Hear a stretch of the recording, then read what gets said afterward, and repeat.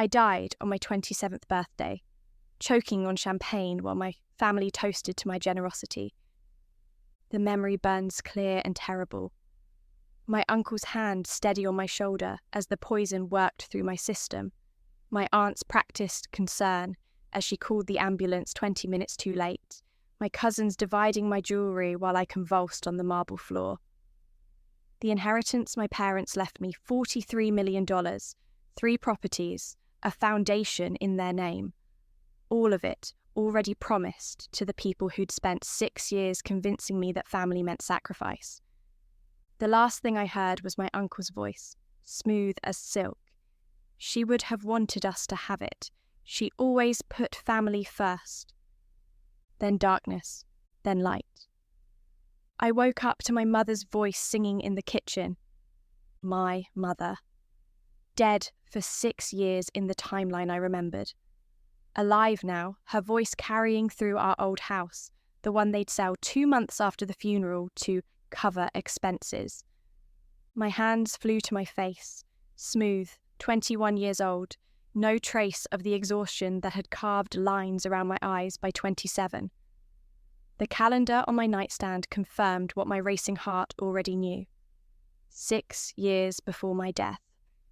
3 months before the car accident that would kill my parents and leave me orphaned with a fortune I didn't know how to protect.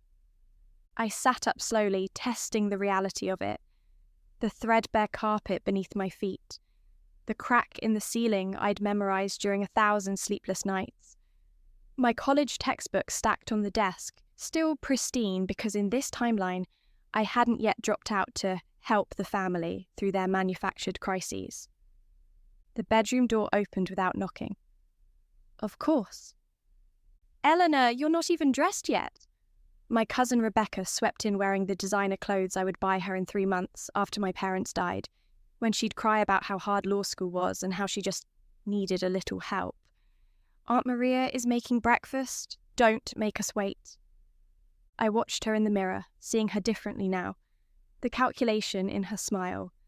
The way her eyes catalogued everything in my room worth taking. In my first life, I'd thought she was my best friend. My sister in everything but blood. Now I saw the snake coiled in expensive fabric. I'll be down soon, I said softly, the way she expected, the way I'd always been. Her smile sharpened. Don't take too long. Uncle James wants to talk to you about something important. Of course he did. In my first life, this was the breakfast where he'd convinced me to co-sign a loan for his can't-miss business venture. I'd signed because family helped family. He defaulted 6 months later, leaving me with $80,000 in debt I'd quietly paid off, rather than cause family drama. The door closed. I counted to 10, then 20, breathing through the rage that wanted to crack my teeth. Not yet. Not now. Revenge required perfect timing. For 3 months, I played my part with Academy Award precision. Sweet Eleanor, soft Eleanor. The girl who believed in family above all else, who'd been raised by parents who taught her that blood meant loyalty, that wealth meant responsibility to those less fortunate. But in the hours they didn't see, I rebuilt myself from the inside out. I knew what was coming. Every betrayal, every lie, every person who would smile while slowly bleeding me dry. In my first life, I'd been blindsided, trusting, too naive to imagine the depths of their malice. This time, I had a roadmap written in my own blood. I started with the accident, the one that would kill my parents in 2 months and 43 days. The brake failure that investigators would rule mechanical error, that I now understood had been carefully orchestrated by an uncle who'd been drowning in gambling debts and needed his brother's life insurance payout. I couldn't prove it, not yet, but I could prevent it. I convinced my parents to trade in their car, citing safety recalls I claimed to have read about. My mother protested the expense. Money was tight, they were saving for my graduation, but I insisted with unusual firmness. They traded it in 3 weeks before the accident would have occurred. My uncle's face when he saw the new car was a study in barely concealed fury, but he smiled, clapped my father on the back, and started calculating his next move. I was ready for it. The second change came at the family dinner 2 months before the original timeline's tragedy. My uncle proposed a joint investment opportunity, he and my father pooling resources for a commercial property that would set up the whole family for life. In my first life, my father had agreed. The property was worthless, the investment a scam. After my parents died, the debt had fallen to me, and I'd paid it without question because family didn't abandon family in hard times. This time, I'd done my homework. I looked into that property, I said quietly, sliding a folder across the dinner table. It's in a flood zone, failed inspection twice. The seller has 3 fraud charges in other states. The silence was deafening. My uncle's face went through several colours. Eleanor, sweetheart, I'm sure there's an explanation. There is. I met his eyes with the kind of clarity that comes from death and resurrection. The explanation is that this is a scam designed to steal from my father, and I won't let that happen. My father looked between us, uncertainty flickering across his face. In my first life, he would have dismissed my concerns, trusted his brother over his daughter's instincts. But something in my tone, some edge that hadn't been there before, made him pause. "Let me see that folder," he said quietly. I watched my uncle's perfect plan crumble as my father read through the documentation I'd compiled. Property records, court filings, a detailed analysis of the seller's criminal history across 3 states. "James," my father said finally, his voice heavy with something that might have been grief. "What the hell is this? It's a misunderstanding. It's fraud." My father stood, the folder clutched in his white-knuckled grip. "You are going to steal from me, from your own brother." The dinner ended in shouting and slammed doors. My aunt pulled me aside on her way out, her smile gone, replaced by something cold and venomous. "You have no idea what you've done," she hissed. "Family doesn't betray family like this." "No," I agreed softly. "They don't. Remember that." But preventing the scam meant my uncle needed a new plan. I knew what it would be because I'd lived through it before. If he couldn't steal through investment, he'd steal through tragedy. 2 weeks later, I found the evidence. I'd been waiting for it, watching for it, the way you watch for a snake in tall grass when you know it's there. My uncle had hired someone, a mechanic with ties to organised crime, a man who specialised in making murders look like accidents. I found the proof in my uncle's home office while the family gathered for Rebecca's birthday party. Everyone was downstairs, laughing and eating cake bought with money they'd eventually steal from me. No one noticed me slip away. No one saw me photograph the bank transfers, the encrypted emails discussing mechanical problems and insurance payouts. My hand shook as I copied everything to an encrypted drive. This was it. Proof that would destroy him completely. Proof that would send him to prison for attempted murder, conspiracy, fraud. In my first life, this evidence hadn't existed because the crime had succeeded. My parents had died, and the investigation had found nothing but tragic mechanical failure. But now, I had proof of premeditation, of planned murder, of a brother willing to kill his own sibling for money. I should have gone to the police immediately, should have protected my parents with the full force of the law. But I wanted something more than justice. I wanted them to feel what I'd felt, the betrayal, the helplessness, the slow realization that the people you loved most were monsters wearing familiar faces. I wanted them to suffer. 3 days later, I sat my parents down in our living room and showed them everything. The failed investment scam, the brake tampering plan, the bank transfers to the contract killer, the encrypted conversations about making my father's death look accidental so the insurance payout would be larger. I watched my mother's face crumble as she read her brother-in-law's emails, watched my father aged 10 years in 10 minutes, as he understood his own brother had been planning his murder. "How long have you known?" my father whispered, long enough to save you. I didn't tell them about dying, about being reborn with knowledge of a future that would never happen now. Some truths were too strange for even the kindest hearts. Long enough to document everything, long enough to make sure he can never hurt us again. My mother was crying silently, tears streaming down her face. The family dinners, the holidays, every time he smiled at us, he was planning how to kill you and steal everything you'd built. I pulled out another folder, this one containing the police report I'd already filed. But he failed, and now he's going to pay for it. The arrest happened at dawn. I insisted on being there, on watching through the window as police surrounded my uncle's house. My aunt screamed. My cousins cried. Rebecca called me 17 times, her voicemails progressing from confused to angry to desperate. I didn't answer. The evidence was overwhelming. The mechanic talked immediately, gave up my uncle in exchange for a reduced sentence. The bank transfers were clear. The emails were damning.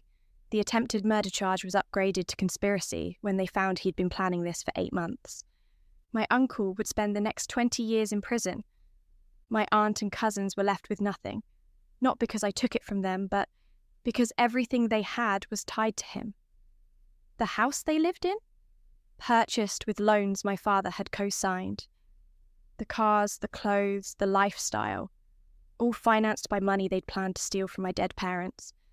When those loans came due and my father refused to pay, they lost everything within 3 months. Rebecca called me from her childhood bedroom, the only room left after they'd had to sell the house. "Eleanor, please, we're family. You can't just abandon us like this. We need help." "No," I said quietly. "You need to learn that actions have consequences, that you can't build your life on someone else's corpse. We didn't know what Dad was planning. You knew." My voice was steady, surgical. "You all knew. You were counting on it. I heard you and your mother discussing my inheritance at Christmas last year. You'd already decided how to spend my parents' life insurance money. You'd already picked out which of my mother's jewellery you wanted." Silence on the other end. "So, no, Rebecca, I won't help you. I won't save you. I'll watch you learn what it means to actually work for something, instead of waiting for someone else to die so you can take it." I hung up while she was still crying, but the story didn't end there. With my uncle in prison and my parents safe, I had to face the second challenge. What to do with the inheritance I would still receive eventually. In my first life, my parents had died and left me everything at 21. In this life, they were alive, but they'd still insisted on keeping their wills updated, on ensuring I'd be taken care of if anything happened. "We want you to have security," my mother said over dinner one night. "We want you to be able to build a life without worrying about money." "We want you to use it to help others," my father added. "The way we tried to help family." His voice broke slightly on the last word. The betrayal had cut deep. I looked at them, my parents, alive and whole, and finally understanding that some family ties were poison. And I thought about what I'd learned in my first life, about how wealth attracted parasites, about how being generous with family meant being slowly consumed by their endless needs, about how I died alone, surrounded by people who loved my money but had never loved me. "I want to start a foundation," I said slowly, "for orphans, children who have no one, who need someone to believe in them, invest in them, give them the tools to build their own futures." My mother's eyes filled with tears. "Eleanor, that's beautiful.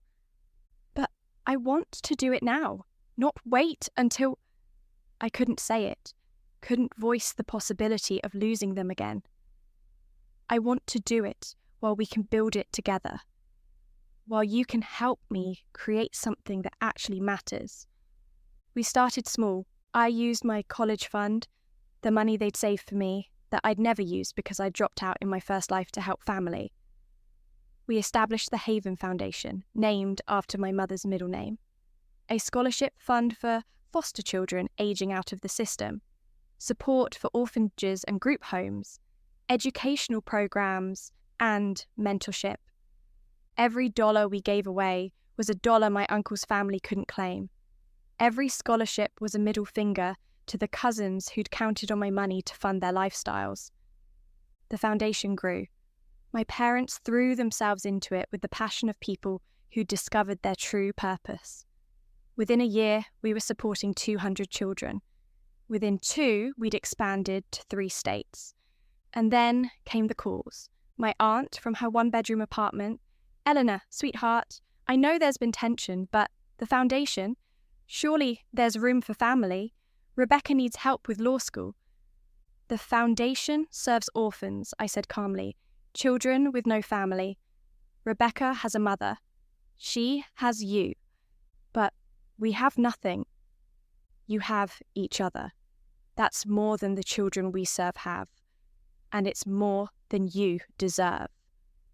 My cousin Daniel, who'd once borrowed $30,000 from me in my first life and never repaid it. "Eleanor, I heard about the foundation. I was thinking, maybe I could help, be on the board. I have business experience. Your experience is in stealing from people who trusted you. We're not interested." One by one, they tried. One by one, I turned them away. Because I remembered. I remembered every betrayal, every lie, every time they'd smiled while calculating how to bleed me dry. I remembered dying on my 27th birthday while they toasted to my generosity. And I refused to give them a second chance at destroying me. 5 years after my rebirth, the foundation had changed hundreds of lives. I walked through one of our supported group homes, meeting children who reminded me of who I'd been.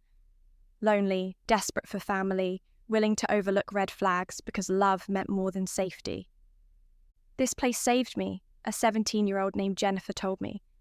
She was heading to college on one of our full scholarships, her eyes bright with the kind of hope I'd lost and found and refused to surrender again.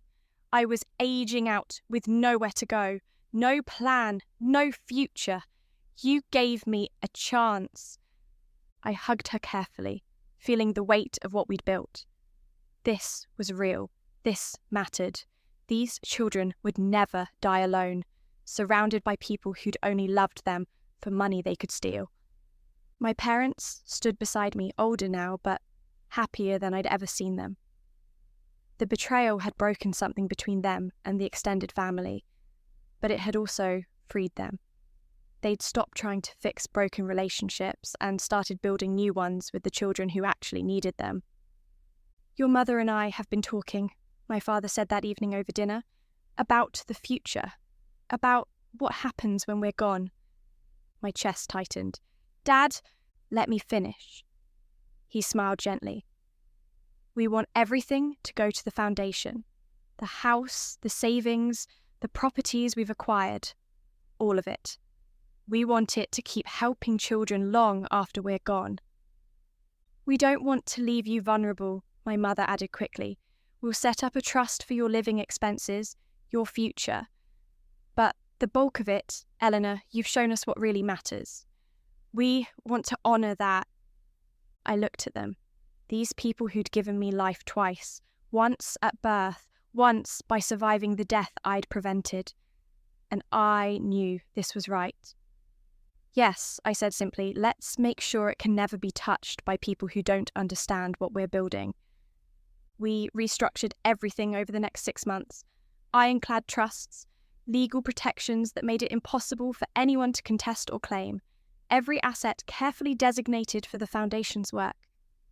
When my aunt heard about it, and she did hear because family always found out, she called screaming. "You're giving away your inheritance to strangers? What about family? What about your own blood?" "I am thinking about family," I said calmly. "I'm thinking about the family I'm building with these children.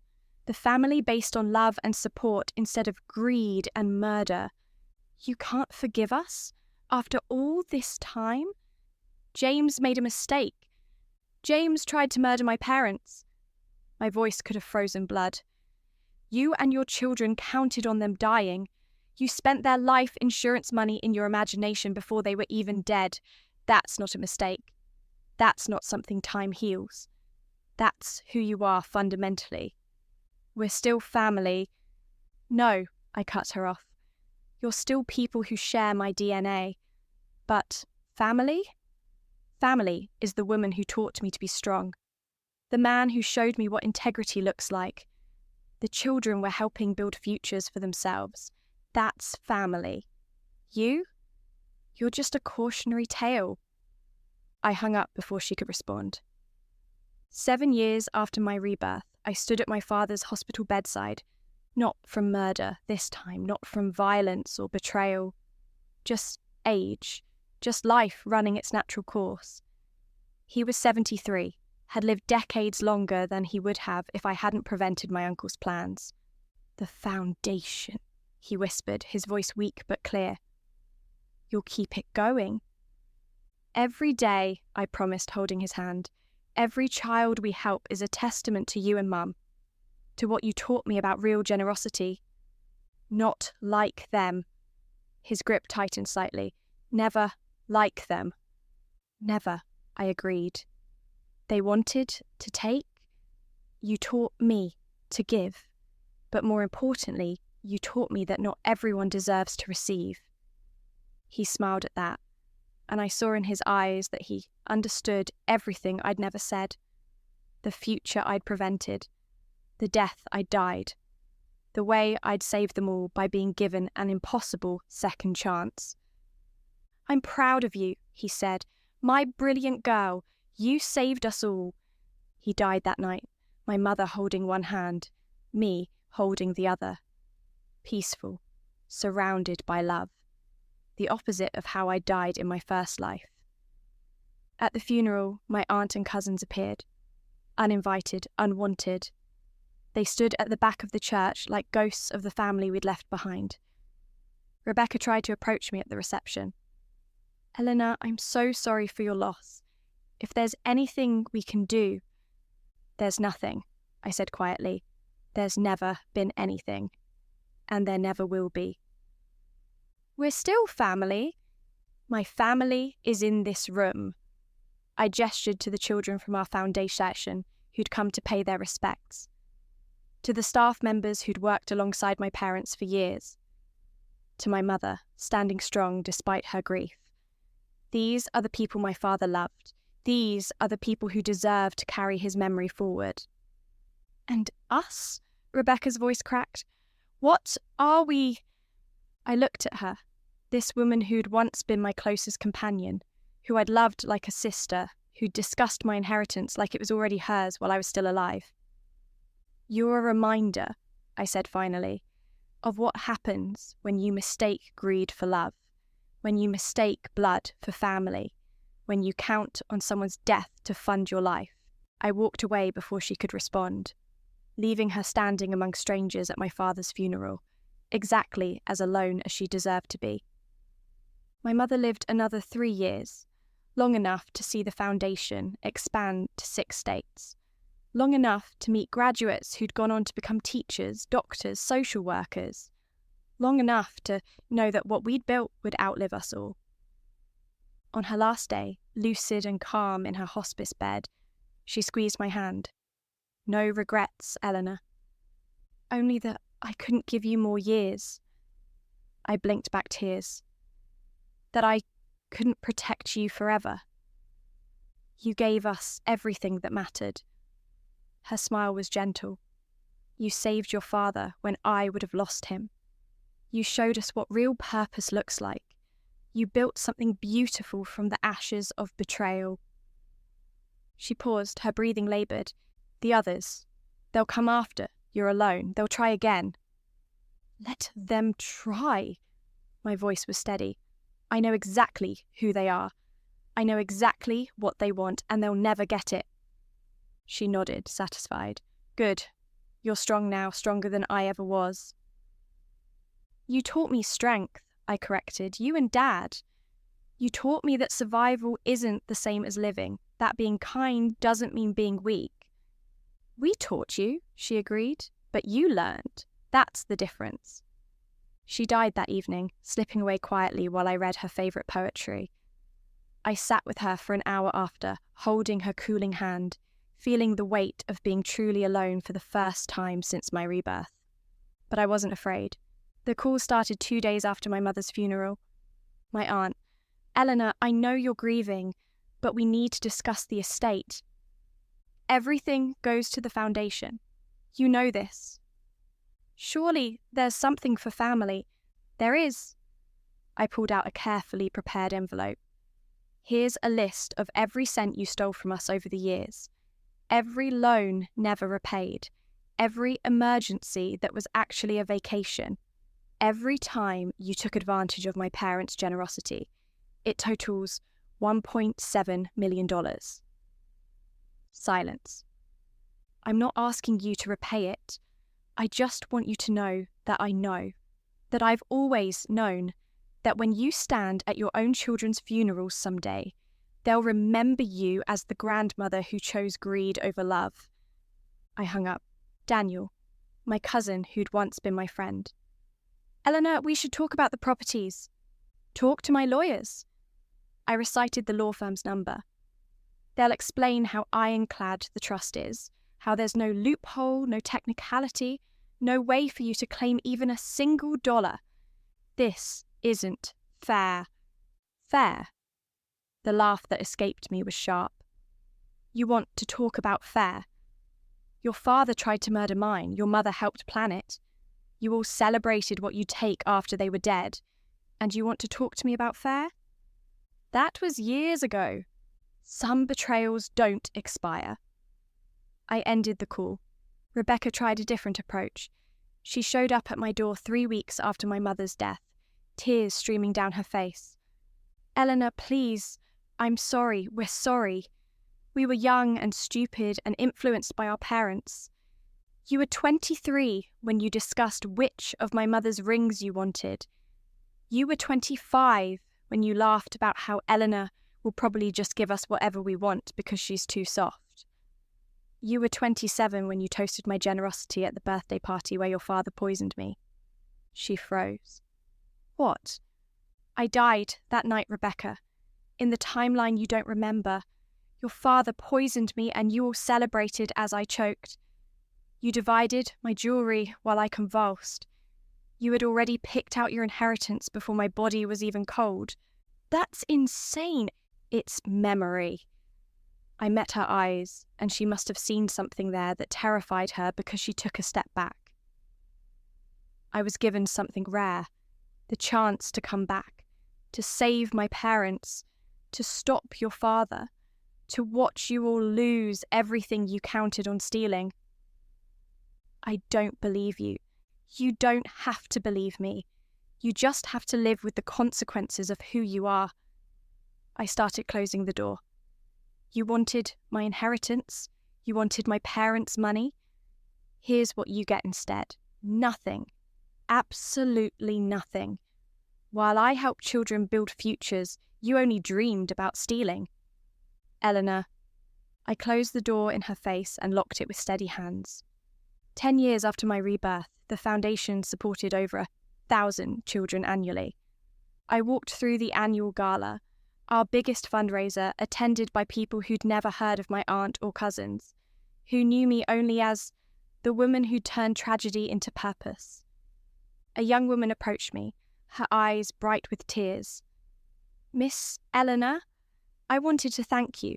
I graduated medical school last month because of your scholarship. I'm going to be a pediatrician. I'm going to help kids like me who have nobody." I hugged her tightly, feeling the weight of what we'd built. This was my legacy.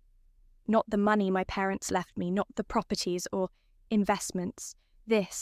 These lives transformed, these futures unlocked, these children who would grow up knowing that someone believed in them. "Your parents would be so proud," the young doctor said. "They are," I said softly, looking up at the ceiling as if they could see through it. "Wherever they are, they're proud, because all of this, is what they taught me really matters." That night, I returned to my apartment, modest, carefully chosen, funded by the trust my parents had established, but nowhere near as lavish as I could afford. I made tea and stood at my window, looking out over the city. My phone rang. Unknown number. I almost didn't answer, but curiosity made me pick up. Eleanor Harrison? A woman's voice, uncertain. Yes. This is Janet Morrison. I'm an attorney representing your cousin Daniel's estate. My heart went cold. Estate? I'm sorry to inform you that Daniel passed away last week. Heart attack. He was only 37.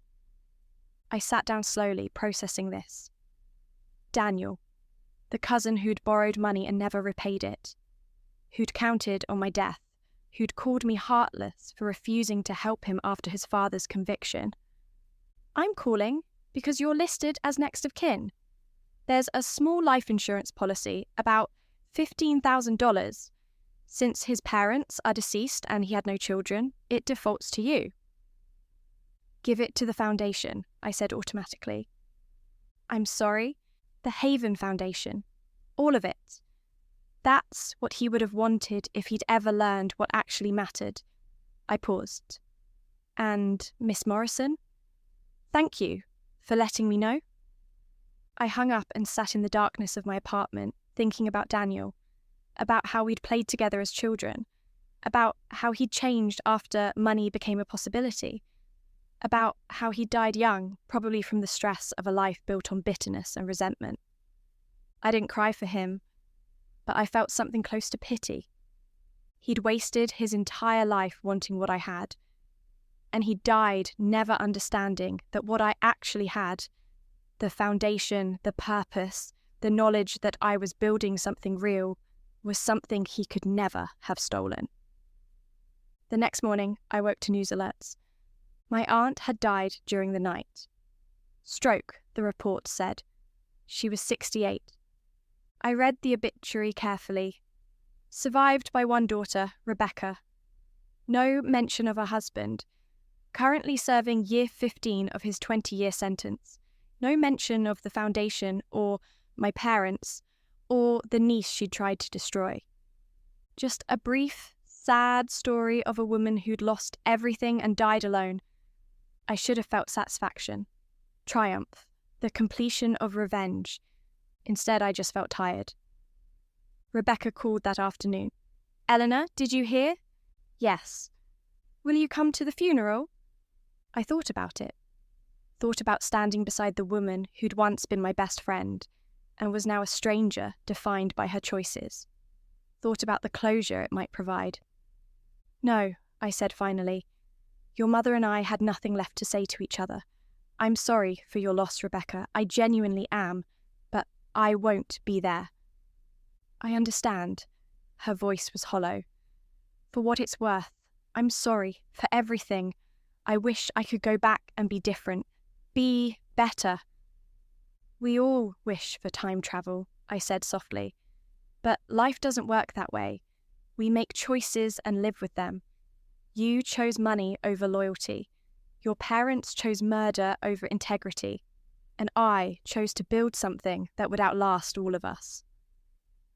Are you happy? The question came out raw, desperate. I looked around my apartment, at the photos of children we'd helped, at the letters from graduates who'd made it because someone believed in them, at the framed picture of my parents on my last birthday with them, their faces bright with joy.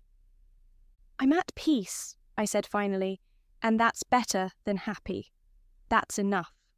I hung up gently, knowing it was the last time we'd speak. 15 years after my rebirth, I stood in front of 500 people at the Foundation's anniversary gala.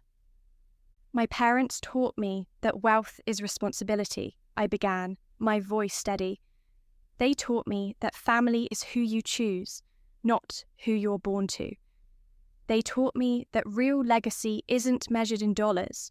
It's measured in lives touched, futures enabled, children who grow up knowing someone believed in them.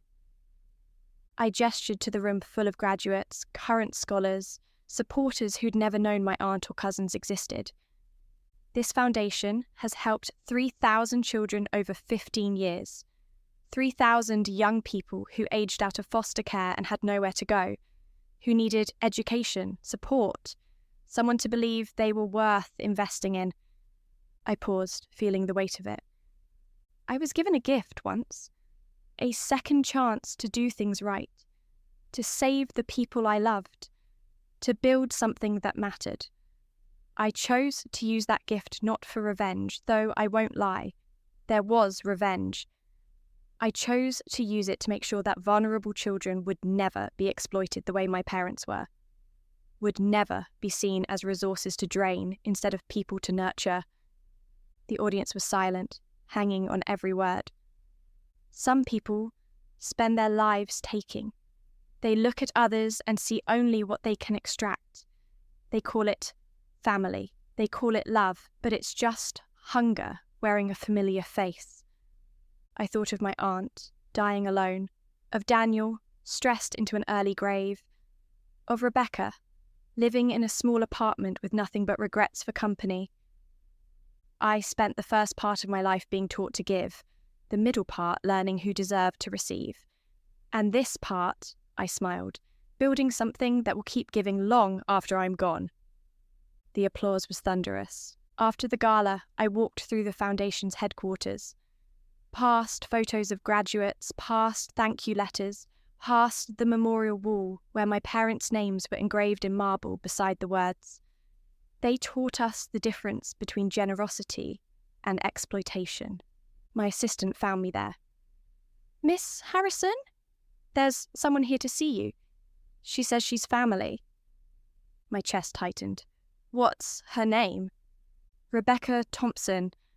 I almost said no. Almost had security escort her out, but something, maybe curiosity, maybe the ghost of who we'd been before money poisoned everything, made me nod. Rebecca looked older than 37, worn down by life in a way that had nothing to do with age, and everything to do with choices compounding into consequences. She wore off-brand clothes, carried a thrift store purse, had the haunted look of someone who'd finally understood what she'd lost. "Eleanor," her voice cracked, "thank you for seeing me. I have 5 minutes. I wanted you to know I'm pregnant, a daughter due in 3 months." I waited, saying nothing. I've been thinking about what to tell her, about family, about you, about what happened. She twisted her hands together. I want to tell her the truth, that I had a cousin who was brilliant and kind, that my family tried to destroy her, that she survived and built something beautiful, and we lost the chance to be part of it because we chose greed over love. Why are you telling me this? Because I want her to be better than I was. Tears streaked her face. I want her to grow up understanding that family is earned, not owed, that betrayal has permanent consequences, that some doors once closed never open again. She pulled out a worn photograph. The two of us at 12, arms around each other before everything went wrong. I'm keeping this, to remind me, to remind her someday. She looked up at me with red-rimmed eyes. I'm not asking for forgiveness. I'm not asking for anything. I just wanted you to know that you were right about all of it, and I'll spend the rest of my life making sure my daughter understands that. I looked at this woman who'd once been my closest friend, who I'd loved like a sister, who'd discussed my jewellery while I died. "Good," I said finally. "Teach her well. Make sure she never makes your mistakes." "Will you?" She stopped, swallowed.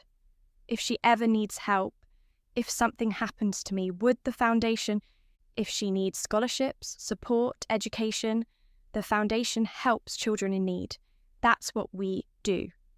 I met her eyes. "But she'll have to apply like everyone else. No family privileges, no special treatment. She'll succeed or fail based on her own merit." Rebecca nodded, tears flowing freely now. "That's more than fair, more than I deserve. Yes, I agreed. It is. She turned to leave, then paused. Eleanor, I'm glad you survived. I'm glad you're happy. I'm glad we didn't destroy you the way we tried to.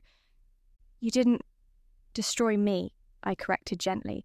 You destroyed yourselves. I'm just the one who stopped pretending not to notice. I watched her leave, this ghost of my past, and felt something shift inside me. Not forgiveness. Some betrayals were too complete for that. But maybe something close to peace. She had lost everything. Her father to prison, her mother to bitterness and death, her brother to an early grave, her inheritance to ironclad trusts and her own terrible choices. But she'd learned. Finally. Too late to save what she'd had, but maybe in time to save her daughter from repeating her mistakes.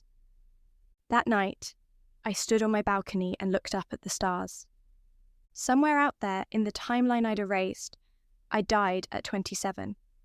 My family had toasted to my generosity while poison worked through my system. They'd divided my inheritance before my body was cold. But here, now, I had been given a second chance. I'd used it to save my parents from murder, to destroy the people who'd planned to, exploit my death, to build something that would help thousands of children who had no one. The foundation would outlive me. The trust was ironclad. The legal protections made it impossible for my extended family to ever touch a single dollar. Every cent my parents had left would continue transforming lives long after I was gone. I turned their greed into my purpose, their betrayal into my strength, their attempted murder into salvation for children who needed it most. And in doing so, I discovered something my aunt and cousins never understood. That revenge, perfectly executed, doesn't just destroy your enemies. It makes them irrelevant. 20 years after my rebirth, I sat in my office reviewing scholarship applications. A name caught my eye. Sophia Thompson, age 17, applying for our full ride program.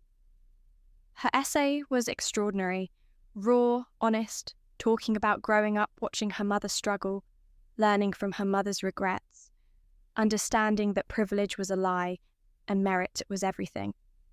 She wrote about her aunt, about a woman she'd never met who'd built something beautiful from pain, about wanting to honour that legacy by becoming someone who gave rather than took.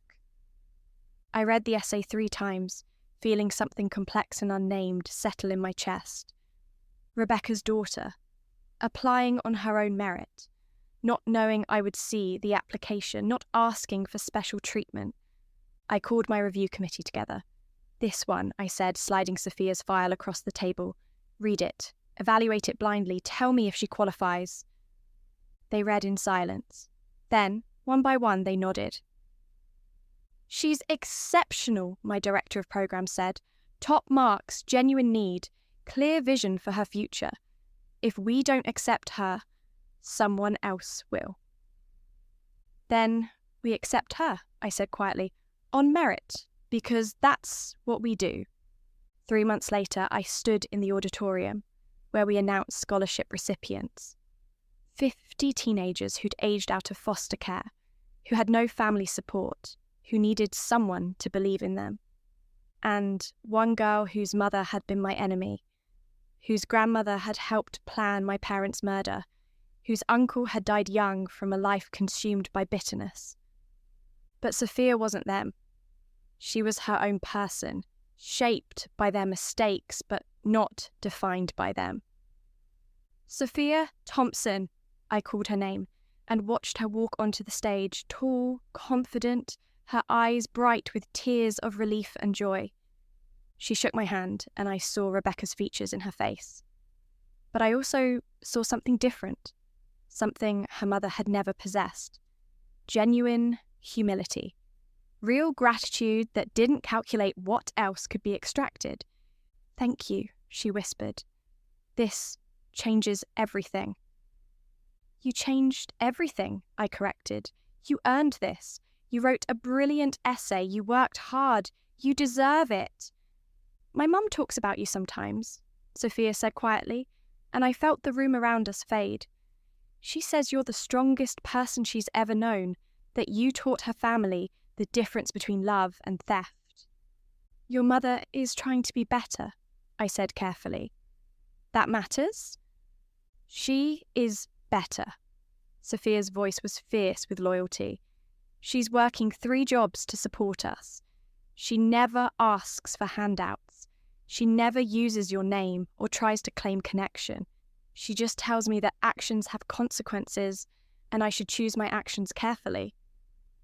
I looked at this girl, so young, so determined, carrying the weight of her family's history but refusing to be crushed by it.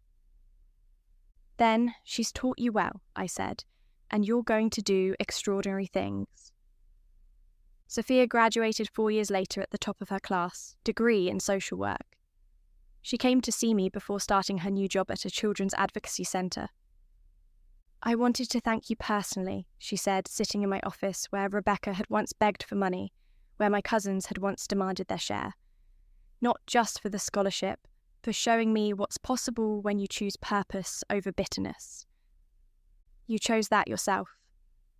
My mum made mistakes, Sophia said carefully, terrible ones. But she broke the cycle. She made sure I understood that family doesn't entitle you to anything except the chance to earn real love through real actions. She pulled out a small box. She asked me to give you this. Inside was the photograph, the one of us at 12 before everything went wrong. But there was something new attached to it. A letter in Rebecca's handwriting. Elena, I'm writing this because Sophia is graduating and I want her to carry a different legacy than the one I inherited. My parents taught me that family was a weapon to extract resources. That love was transactional. That people existed to be used. You taught me, through your refusal to be destroyed, that those lessons were poison. I can't undo what we did. I can't resurrect your parents or give back the years you spent rebuilding after our betrayal.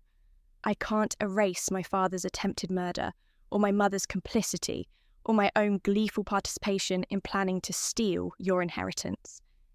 But I broke the cycle. Sophia will never see people as resources. She'll never mistake blood for loyalty. She'll never count on someone's death to fund her life. That's my revenge on my own parents' memory. Raising a daughter who's everything they weren't. Everything you deserved from family and never got. Thank you for giving her a chance based on merit. Thank you for not punishing her for my sins. Thank you for being living proof that sometimes the best revenge is becoming someone magnificent while your enemies eat themselves alive. I'm not asking for forgiveness. I'm simply acknowledging that you won. Completely. Absolutely. And I'm grateful that your winning looked like this, like helping thousands of children, like building something that matters, like showing my daughter what strength really looks like. Rebecca. I read the letter twice, feeling something old and painful, finally released its grip on my heart. Your mother wrote this, I asked Sophia. 3 years ago, she's been holding it, waiting for the right time. Sophia's eyes were wet. She wanted you to know that you didn't just survive what happened, you transformed it. And that transformation saved me before I was even born. I looked at this young woman. Brilliant, compassionate, carrying a different legacy than the one her family had tried to curse her with. Your mother did that, I said quietly. She chose to break the cycle. That takes a different kind of courage than what I showed. You both did, Sophia said. You showed her it was possible to survive betrayal. She showed me it was possible to be better than the people who raised you. She stood, preparing to leave. I'm going to work with kids like me, foster children, kids aging out of the system. I'm going to tell them about this foundation and what it did for me. I'm going to be proof that where you come from doesn't have to determine where you're going. After she left, I sat with Rebecca's letter and the photograph, feeling the weight of 20 years of transformation. My aunt was dead, My uncle was in prison. Daniel was gone.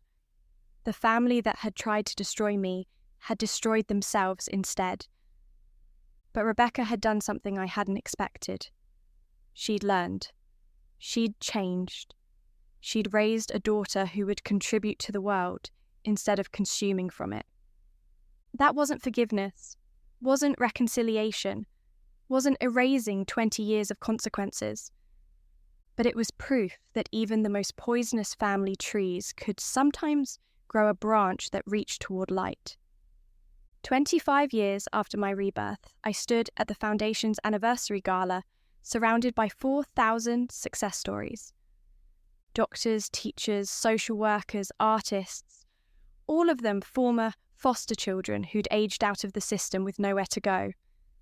All of them given a chance through the foundation my parents and I had built.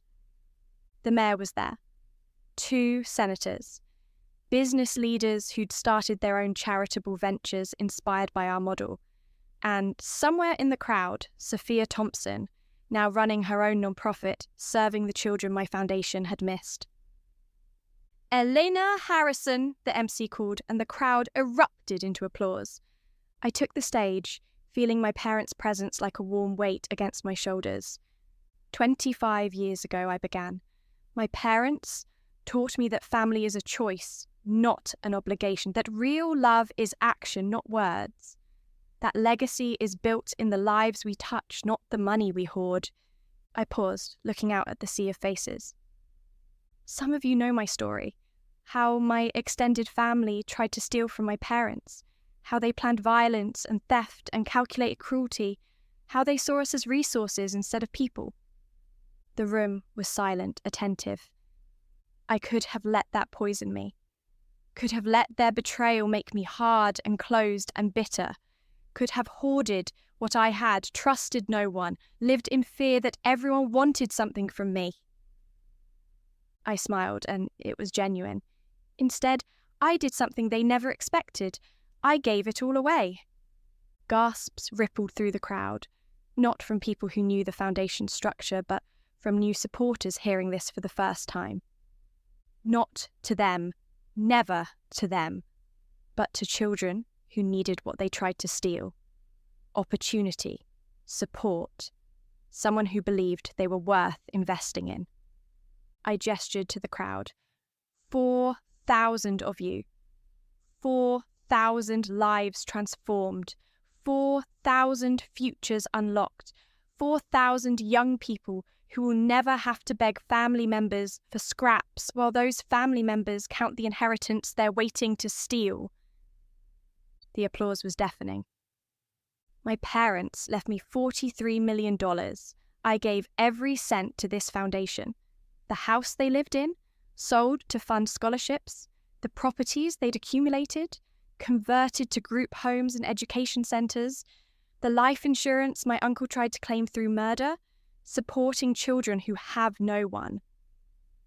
I pulled out a document, the final trust paperwork, now permanently sealed and publicly filed. As of today, the foundation is fully endowed in perpetuity. It will run for generations, helping children long after everyone in this room is gone. And my family, the ones who tried to steal it, can't touch a single dollar, ever. The room erupted again, and I felt something finally, completely settle in my chest. This was it. This was the moment my revenge became permanent. Not just destroying them in the present, but ensuring that for generations to come, the money they'd killed for would serve the people they'd most despise, vulnerable children with no resources to exploit. After the gala, I returned home to find a letter waiting. Prison stationery.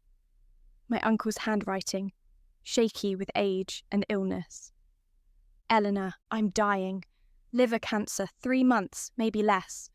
I'm not writing to apologise. We both know apologies can't undo attempted murder. I'm writing because I need you to understand something. I was wrong. Not morally wrong, I've known that for 20 years sitting in this cell, but strategically wrong. I thought you were weak, soft, easy to manipulate and easier to eliminate. I thought your kindness was stupidity, your generosity, naivety. I was wrong. You were strong enough to survive death itself, smart enough to see my plan before I executed it, ruthless enough to destroy not just me, but the entire foundation of lies my family was built on. And most impressively, you were wise enough to turn our greed into something beautiful. I'm going to die in prison, unmourned by the family I thought I was protecting. My wife died hating me. My son died young. My daughter lives in poverty because I taught her to count on theft instead of work. You won. Completely. Absolutely. More thoroughly than I could have imagined possible. But here's what haunts me. If I'd simply loved you, supported you, been actual family, I would have shared in your success.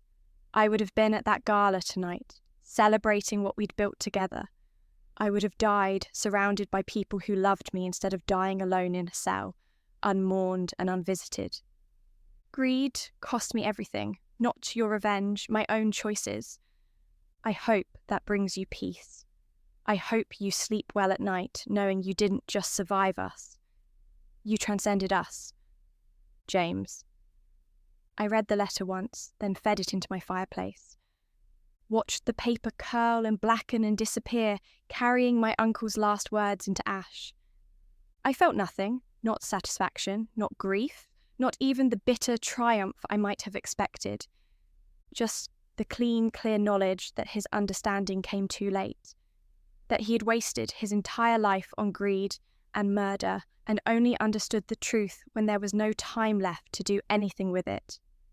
He'd taught me something valuable, though he'd never meant to, that the best revenge wasn't destruction. It was building something so beautiful, so meaningful, so permanent that your enemies died knowing they could never touch it. 3 months later, I received notice of my uncle's death. Rebecca called. Will you come to the funeral? No. Eleanor, Rebecca, your father tried to murder mine. He succeeded in killing the man my father had been, the trusting, generous brother who believed family was sacred. He spent 20 years in prison and died alone. That's the only memorial he deserves. Silence on the other end. Sophia wanted to know if you'd write her a recommendation letter for graduate school.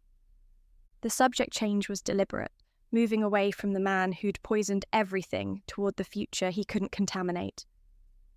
Send me the details, I said. I'd be honoured.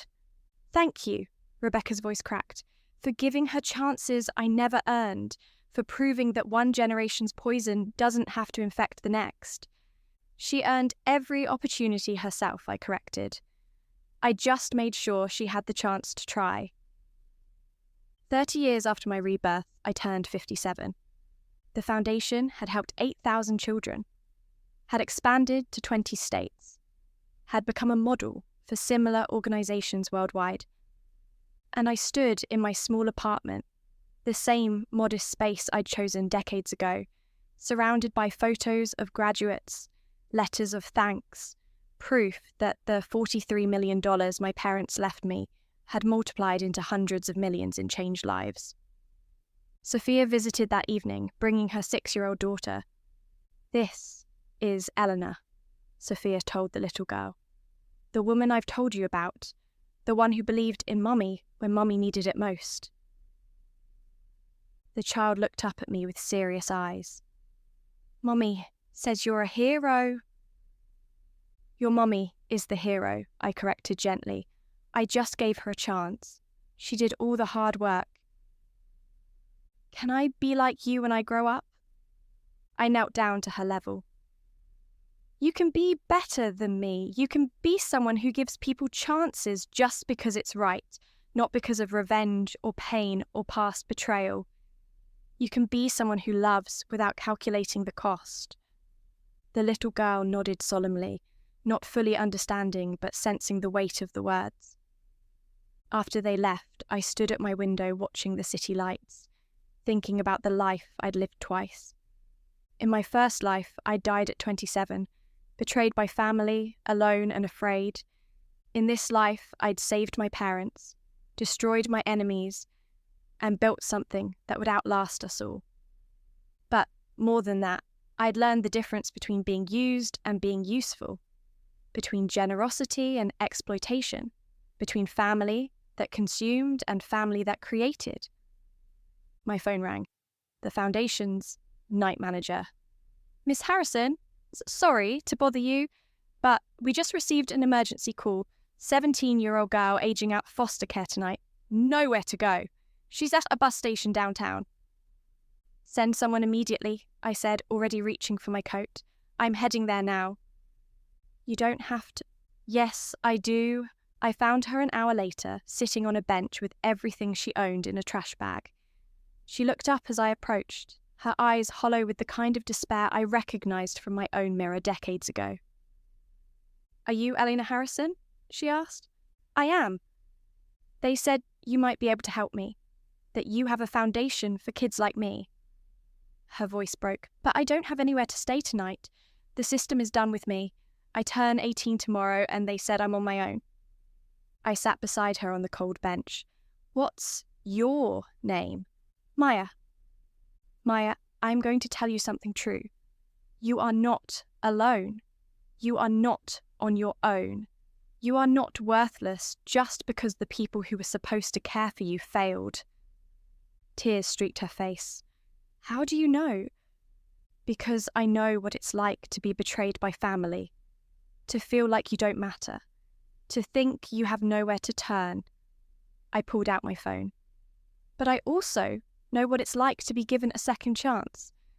And I've spent 30 years making sure other people get those chances too." I called the Foundation's emergency housing coordinator. Within an hour, Maya had a bed, a meal, and an application for our program. As I drove home that night, I thought about the call that would never come. My aunt begging for help, my cousins demanding their share, my uncle calculating what he could steal. They were all gone now. Dead, or irrelevant, or living quiet lives built on the ruins of their own greed.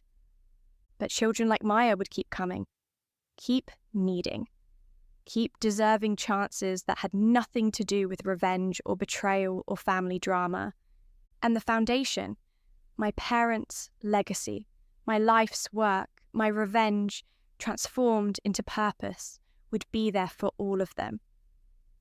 40 years after my rebirth, I sat in a hospital bed, my own body finally reaching the end of its natural course.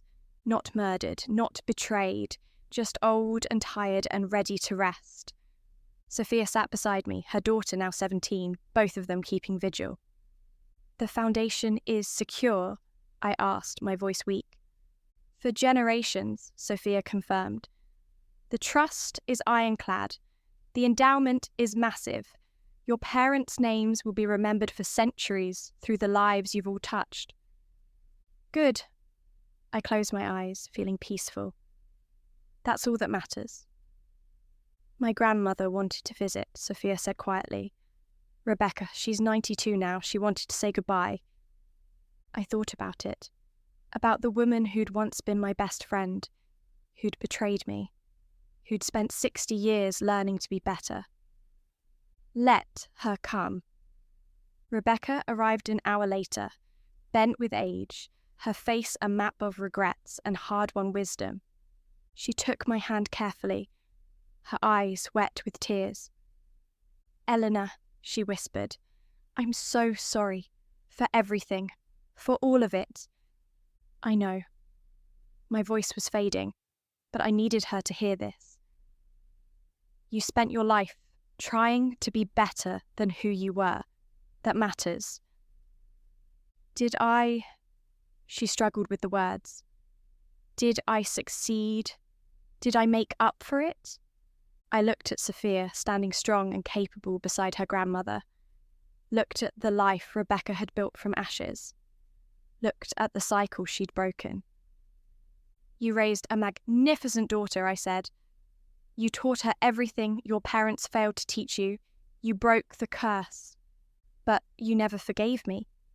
"No," I agreed. Some betrayals are too complete. But I respected your transformation, and I made sure your daughter had every chance to exceed what you and I could have been together. Rebecca nodded, tears flowing freely. That's more than I deserved. Yes, I said gently. It is.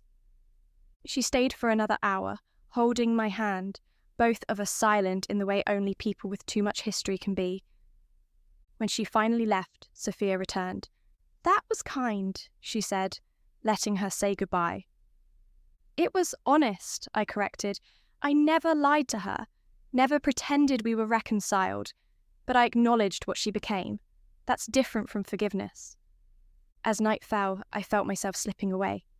Not afraid, not angry, just tired and ready. I thought about my parents, who I'd saved by being given an impossible second chance. About the thousands of children who'd found families and futures through our foundation. About the revenge that had transformed into purpose, the betrayal that had become wisdom. About the woman I died as at 27, soft, naive, trusting, and the woman I'd become in this second life. Strong, knowing, strategic. No regrets? Sophia asked, sensing I was close to the end. I smiled. Only that I couldn't give my parents more years. Everything else, the revenge, the foundation, the transformation, it all turned out exactly as it should. What do you want people to remember? I thought carefully about that, about legacy, about the story that would be told after I was gone. Remember that family is choice, not obligation. That real love is action, not words.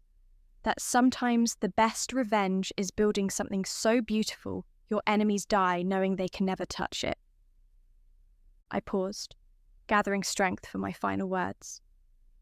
And remember that $43 million turned into 8,000 changed lives because I chose purpose over bitterness, because I turned betrayal into transformation. Because I learned that surviving isn't the same as living, and living means giving people chances you never got yourself. Sophia squeezed my hand. We will remember. The foundation will make sure everyone remembers. I closed my eyes, feeling myself drift. In my first life, I died at 27, murdered by family, unmourned and betrayed. In this life, I'd lived to 77. Surrounded by the legacy I'd built, dying peacefully with the knowledge that I'd won completely. My parents were avenged. My enemies were destroyed. My revenge was permanent and beautiful. And thousands of children would live better lives because I'd chosen to transform pain into purpose. The last thing I heard was Sophia's voice, reading from the Foundation's mission statement. The one I'd written 40 years ago with my parents. The one that would guide the organisation for generations. We exist to prove that where you come from doesn't determine where you're going. That betrayal can be transformed into blessing. That family is built through choice and action, not blood, an obligation. We exist because one woman was given a second chance and chose to spend it giving chances to others. I smiled. Perfect. And then I let go, slipping into darkness that felt nothing like death. This time, it felt like completion, like justice, like winning.